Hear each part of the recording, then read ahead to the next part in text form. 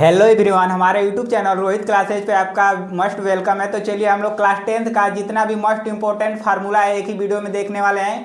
आप लोगों के लिए ये वीडियो बहुत ही मोस्ट इंपॉर्टेंट होने वाला है, क्योंकि हम लोग एक ही वीडियो में क्लास 10th का जितना भी मैथमेटिक का फार्मूला है सब कुछ रिवाइज करने वाले हैं। तो हम लोगों का फार्मूला चैप्टर 1 से हो जाएगा। पहला फार्मूला हो जाएगा यूक्लिड विभाजन प्रमेय का। यूक्लिड विभाजन प्रमेय का ए बराबर होता है बी क्यू प्लस आर, और दूसरा फार्मूला हो जाएगा एलसीएम एचसीएफ से रिलेटेड है। तो पहला संख्या इंटू दूसरी संख्या बराबर एलसीएम इंटू एचसीएफ, यानी कि हम लोगों को इस फार्मूला की मदद से जब कोई दो संख्या दिया गया हो और उसका एलसीएम या एचसीएफ दिया गया हो तो हम किसी एक पद को ज्ञात कर सकते हैं। तो हमारा हो जाएगा पहली संख्या इंटू दूसरी संख्या बराबर एलसीएम इंटू एचसीएफ। और इसी तरह तीसरा फार्मूला हो जाएगा शून्यकों का योग। शून्यकों का योग यानी अल्फा प्लस बीटा बराबर हो जाएगा माइनस बी अपान ए, यानी कि एक्स का गुणांक अपान एक्स स्क्वायर का गुणांक।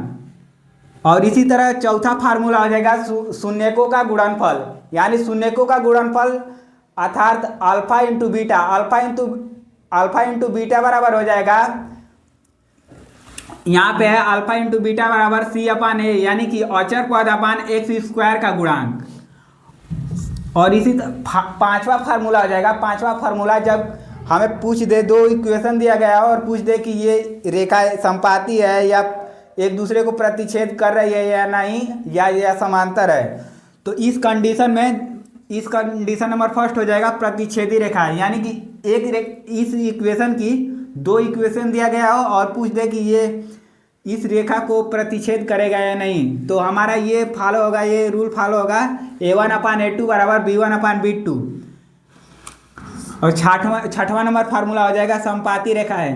जब दो इक्वेशन दिया गया और पूछ दे कि ये संपाती है या नहीं, तो a1 अपान a2 बराबर b1 अपान b2 बराबर c1 अपान c2, इस कंडीशन को फॉलो करेगा तो हम मान लेंगे कि यह जो इक्वेशन है उस एक दूसरे के संपाती है। और सातवां नंबर फार्मूला हो जाएगा समांतर रेखाएं। जब दो इक्वेशन दिया गया हो उसमें a1 अपान a2 बराबर b1 upon b2 does not equal c1 upon c2 हो, तो हम लोग कह देंगे ये इक्वेशन एक दूसरे को, जो रेखा बनेगी इससे एक दूसरे को समांतर होगी। तो चलिए अगला फार्मूला को देखते हैं। स्टॉप कीजिए। तो चलिए हम लोग अगला फार्मूला देखते हैं। जैसे कि जब सिंपल मेथड से किसी इक्वेशन को सॉल्व करके x और y का मान नहीं ज्ञात किया जा सकता है, उस कंडीशन में हम लोग श्रीधराचार्य का फार्मूला लगाते हैं। यानी श्रीधराचार्य का फार्मूला होता है, यहाँ पे होता है श्रीधराचार्य के फार्मूला से यहाँ पे x या y कोई भी मान ज्ञात करना हो तो यहाँ पे कर लेंगे माइनस बी प्लस या minus under root B square minus 4ac upon 2a, यानी कि इसी फार्मूले से हम लोग निकालेंगे। जब सिंपल मेथड से किसी इक्वेशन को सॉल्व करके x और y का मान नहीं ज्ञात किया जा सकता है, उस कंडीशन में हम लोग श्रीधराचार्य का फार्मूला का यूज करते हैं। तो हम लोग ये फार्मूला हो जाएगा minus B plus minus under root B square minus 4ac upon 2a। और आठवां नंबर फार्मूला हो जाएगा विविक्तर, यानी कि किसी इक्वेशन का हम लोग विविक्तर ज्ञात करेंगे, यानी डी बराबर होता है बी स्क्वायर माइनस 4ac।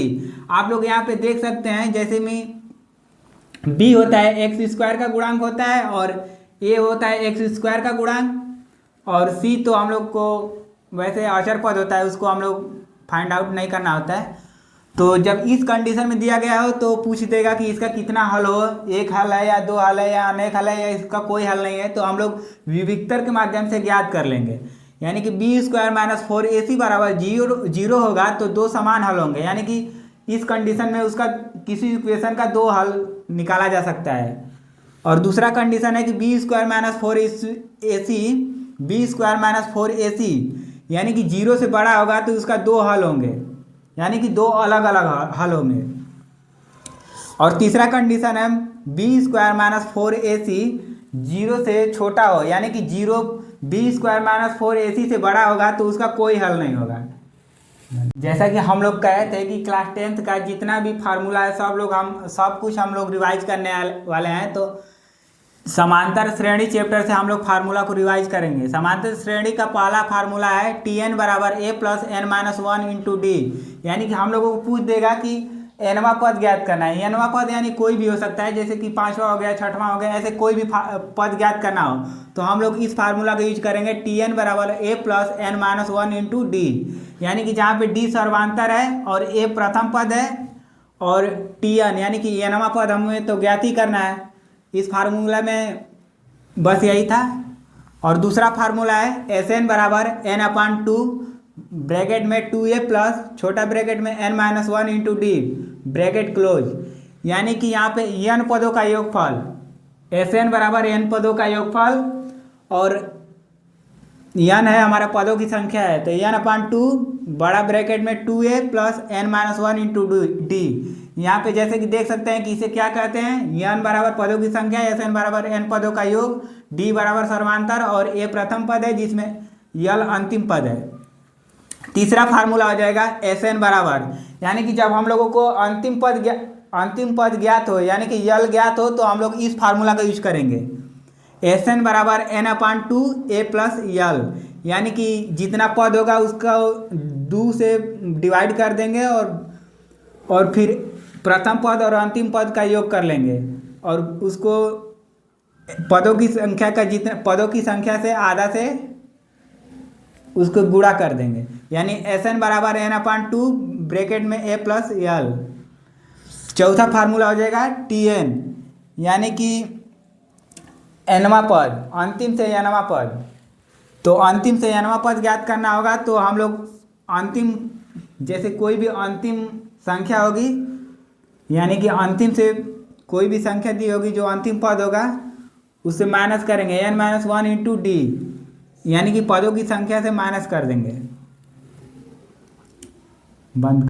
बीजगणित के कुछ फार्मूले हैं जिसे हम लोग को याद करना बहुत ही इंपॉर्टेंट है। जैसे में हो जाएगा, पहला फार्मूला हो जाएगा a प्लस बी का होल स्क्वायर, यानी कि a प्लस बी का whole square a square plus B square plus 2ab। इसी तरह दूसरा फार्मूला हो जाएगा a माइनस बी का होल स्क्वायर,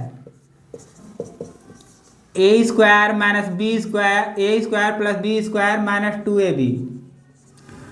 तीसरा हो जाएगा a प्लस बी का होल क्यूब, हो जाएगा A cube plus B cube plus 3ab bracket में a प्लस बी। चौथा हो जाएगा a माइनस बी का होल क्यूब,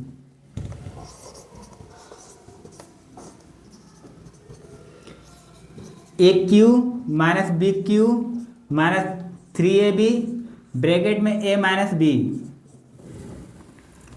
पांचवा हो जाएगा A cube plus B Q, तो हो जाएगा a प्लस बी दूसरे ब्रैकेट में a square minus A B plus B square. बंद कीजिए। a square minus B square, ए ब्रैकेट में a प्लस बी दूसरे ब्रैकेट में a minus B. 7 number formula हो जाएगा A Q minus B Q, तो यहाँ पे हो जाएगा एक ब्रैकेट में a माइनस बी दूसरे ब्रैकेट में a square plus A B plus B square. तो आप लोग इस फार्मूले को जरूर याद कर लीजिएगा। जैसे में a square minus B square बराबर होता है a प्लस बी दूसरे ब्रैकेट में a माइनस बी, और इसी तरह होता है A Q minus B Q, A Q minus B Q बराबर होता है एक ब्रैकेट में a माइनस बी दूसरे ब्रैकेट में a square plus A B plus B square. और 8वां फार्मूला हो जाएगा a square plus B square. ये इतना इम्पोर्टेंट नहीं है, फिर भी हम लोग इसे याद करेंगे। इसका हो जाएगा a प्लस बी का होल स्क्वायर माइनस 2ab, और इसका सेकेंड वाला होता है a माइनस बी का होल स्क्वायर प्लस 2ab। हम लोग निर्देशांक ज्यामिति से पहला फार्मूला देखेंगे। जैसे कि कोई बिंदु है जिसका, मान लीजिए कोई बिंदु P है जिसका निर्देशांक है x1 और y1, और दूसरा बिंदु Q है जिसका निर्देशांक है x2 और y2। तो इनके बीच की दूरी ज्ञात करना है तो हम लोग इस फार्मूला का यूज करेंगे, यानी कि PQ। यानी पी क्यू, यानी पी क्यू के बीच की दूरी बराबर हो जाएगा अंडर रूट एक x2 माइनस x1 का whole square minus y2 minus y1 का होल स्क्वायर।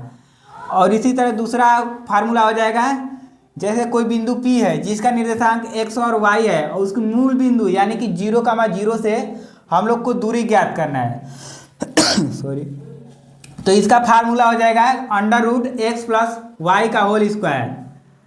इसी तरह निर्देशांक ज्यामिति का तीसरा फार्मूला हो जाएगा आंतरिक विभाजन, यानी कि किस अनुपात में डिवाइड करती है यानी विभाजित करती है किसी रेखा को। तो इसका फार्मूला हो जाएगा m1 x2 minus m2 x1 अपान m1 प्लस m2 कामा m1 y2 minus m2 y1 अपान m1 प्लस m2। इसी तरह चौथा फार्मूला हो जाएगा जब आंतरिक विभाजन हो, यानी आंतरिक विभाजन यानी कि उसके अंदर किस अनुपात में विभाजित कर रहा है। तो इसका फार्मूला हो जाएगा m1 x2 minus m2 x1 पूरे का बटा में हो जाएगा m1 माइनस m2 कामा हो जाएगा m1 y2 minus m2 y2 पूरे का बटा में हो जाएगा m1 माइनस m2। यानी कि आंतरिक विभाजन और पूर्ण विभाजन, आंतरिक विभाजन और बाह्य विभाजन, यानी कि आंतरिक विभाजन जब होगा तो इस फार्मूला का यूज करेंगे और बाह्य विभाजन होगा तो इस फार्मूला का यूज करेंगे। बंद कर दीजिए।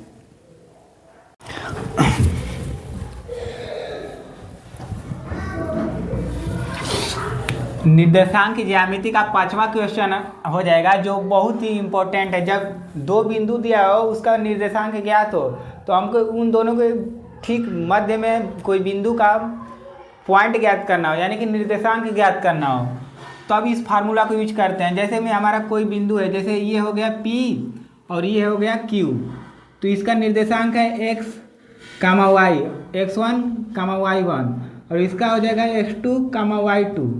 तो इसके बीच के ठीक बीच का बिंदु ज्ञात करना हो तो हम लोग x1 plus x2 by 2 comma y1 plus y2 बटा में 2, यानी कि ठीक बीच वाले बिंदु का निर्देशांक हो जाएगा x1 प्लस x2 अपान 2 कामा y1 प्लस y2 अपान 2। और 6वां नंबर फार्मूला हो जाएगा, इस पे तो क्लास 10th का बोर्ड एग्जाम में बहुत ही इस फार्मूला पे बहुत ही मोस्ट इम्पोर्टेंट फार्मूला है। जब निर्देशांक ज्यामिति से कोई निर्देशांक दे दिया हो और पूछ दे कि त्रिभुज का क्षेत्रफल क्या होगा तब इस फार्मूला का यूज करते हैं। 1/2 बड़ा ब्रैकेट में x1 छोटे ब्रैकेट में y2 minus y3 plus x2 छोटा ब्रैकेट में y3 माइनस y1 प्लस हो जाएगा x3 छोटा ब्रैकेट में y1 माइनस y2 छोटा ब्रैकेट क्लोज, फिर पूरा बड़ा ब्रैकेट क्लोज हो जाएगा। इस फार्मूला में 3 बिंदु दिया होता है, जैसे में 3 बिंदु का निर्देशांक दिया रहेगा और हमें पूछ देगा कि त्रिभुज का क्षेत्रफल कितना होगा, तब इस फार्मूला का यूज हम लोग करते हैं।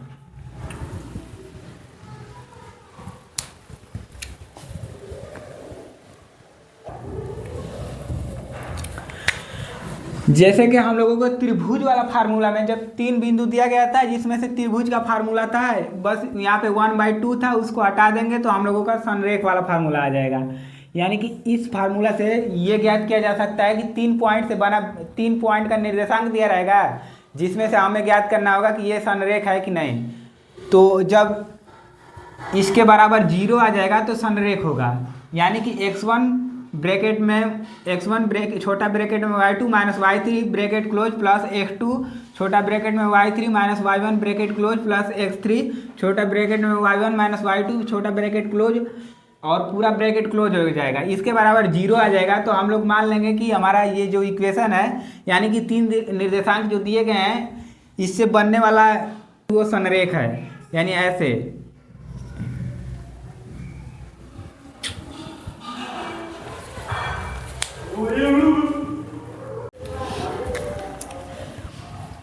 त्रिकोणमिति के कुछ बेसिक फार्मूला है जिसे हम लोग याद करेंगे। तो हमारा हो जाएगा साइन थीटा बराबर लंब बटा में कर्ण, लंब बटा में कर्ण, और कॉस थीटा बराबर हो जाएगा आधार बटा में कर्ण, आधार बटा में कर्ण।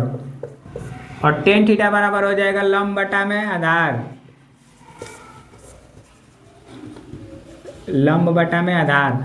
और सेक होता है, सेक जो होता है कॉस का अपोजिट होता है, तो यानी कि यहाँ पे हो जाएगा कॉड बटा में आधार, यानी कि हाइपोटेनस अपॉन बेस। और कॉसेक होता है हमारा साइन का अपोजिट होता है, तो यहाँ पे साइन का अपोजिट क्या है, साइन का अपोजिट है कॉड बटा में, कॉड बटा में लंब। हमारा कॉट जो होता है टेन का अपोजिट होता है, तो टेन हमारा है लंब बटा में आधार, तो हो जाएगा यहाँ पे आधार बटा में, आधार बटा में लंब।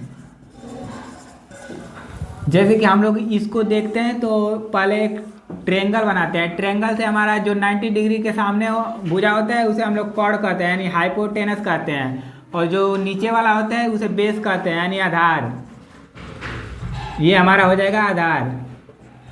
ये हमारा परपेंडिकुलर जो हो जाती है उसे हम लोग परपेंडिकुलर कहते हैं, और ये हो जाएगा आपका लंब, ये लंब हो जाएगा। तो इसी से हमारा फार्मूला बना है, जब एक ट्रायंगल लेते हैं और उसके जो सामने वाली 90 डिग्री के सामने जो एंगल होता है, 90 डिग्री एंगल के सामने जो भुजा होते हैं उसे कॉर्ड कहते हैं, और उसके जिस पे वो बेस होता है उसे आधार कहते हैं, और उसके 90 डिग्री से जो परपेंडिकुलर गई होती भुजा होती है उसे लंब कहते हैं। तो हमारा ये त्रिकोणमिति का बेसिक फार्मूला है जिसे आप लोगों को याद करना जरूरी है। तो इसके बाद अगला फार्मूला देखते हैं।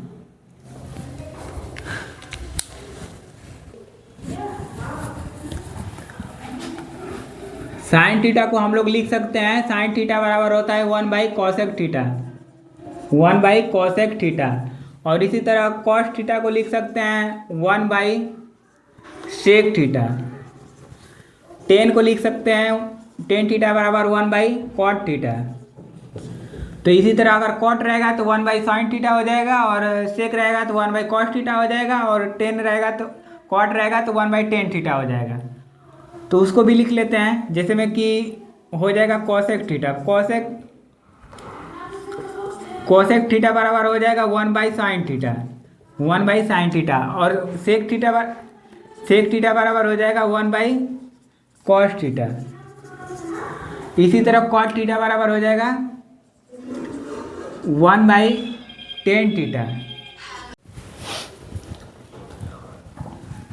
चलिए तो अगला फार्मूला को देखते हैं कि साइन 90 - थीटा हो जाता है कॉस थीटा, और दूसरा हो जाएगा कॉस 90 - थीटा साइन थीटा, तीसरा हो जाएगा टेन 90 - थीटा बराबर cot theta.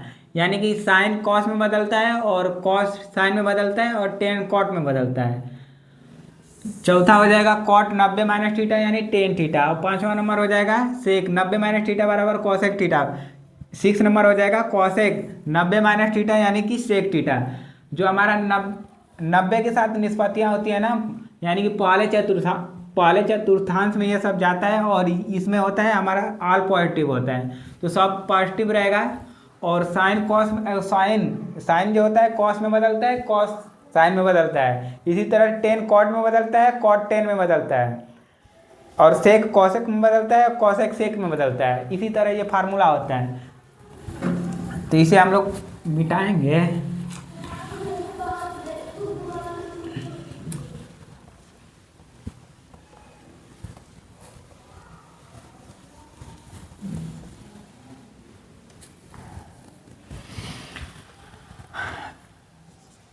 Sign square theta plus cos square theta बराबर 1 होता है। इसी तरह हो जाएगा cot square theta plus tan square theta बराबर 1, नहीं सॉरी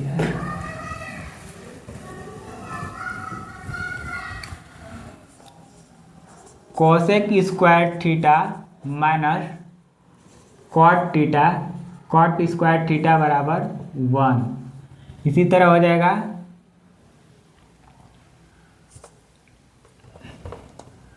सेक square theta minus tan square theta बराबर 1। तो इससे हम लोग बहुत ज़्यादा फार्मूला निकाल सकते हैं, जैसे कि कॉसेक का मान, कॉट का मान, कॉट स्क्वायर का मान, और टेन स्क्वायर सेक स्क्वायर जो भी निकालना होगा इसे निकाल लेंगे। लेकिन इसका जो फार्मूला मेन फार्मूला होता है sine square theta plus cos square theta बराबर 1 और cosec square theta minus cot square theta बराबर 1 होता है। इसी तरह तीसरा फार्मूला होता है sec square theta minus tan square theta बराबर 1 होता है। बस त्रिकोणमिति में बस इतना ही बेसिक फार्मूला था, क्लास 10th के लिए बस इतना काफ़ी है। तो आप लोग इसे रिवाइज कर लीजिएगा और हो सके तो वीडियो में कमेंट कीजिएगा वीडियो कैसा आप लोगों को लग रहा है, ताकि हम भी मोटिवेट होंगे और आप लोगों के लिए इससे बेहतर कंटेंट देने की कोशिश करेंगे।